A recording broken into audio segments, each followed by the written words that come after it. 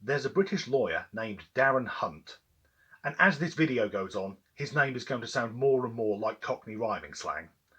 But he's avoided losing his job despite being fined and convicted for the rather vulgar crime of upskirting. Upskirting is a reasonably new crime in the UK. It involves taking photos or videos up a lady's skirt or under her clothing without her permission.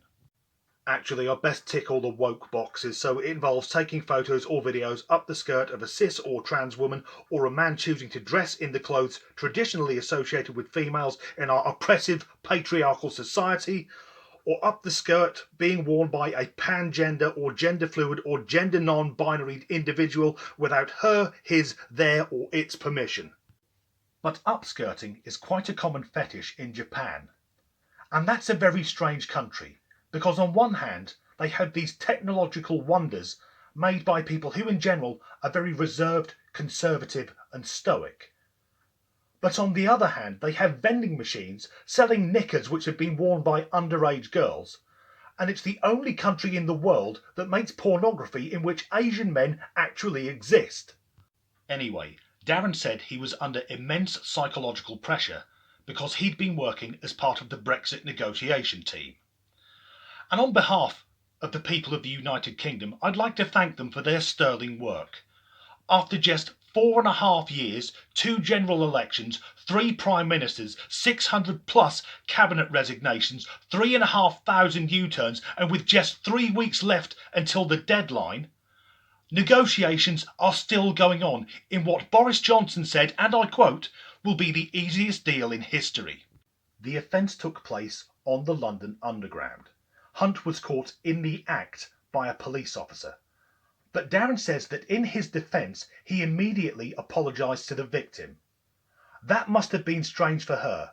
A man she doesn't know saying, "Sorry, I'm under a lot of pressure at work, so I thought I'd take some voyeuristic pictures of your gash."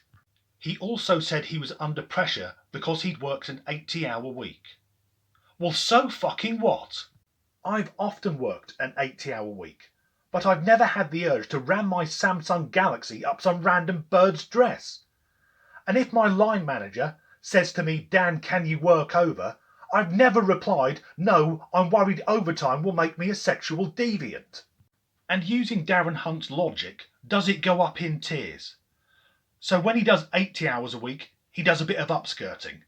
If he then does 85, does he become a foot fetishist? Or at 90 hours, is he tied up, wearing a gimp mask, having cigarettes stubbed out on him while he gets pissed on by a dominatrix?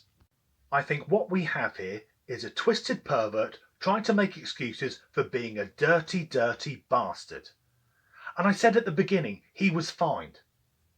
He was fined £1,200 for a lawyer working on Brexit. He probably makes that a day. And I'm fairly confident if your common or garden working class bloke like me was caught doing the same thing, I'd be doing 6 months on D-Wing, desperately trying not to drop the soap in the showers.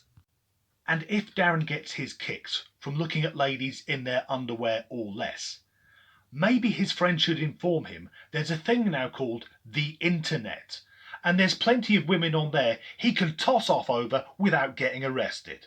Thanks for watching.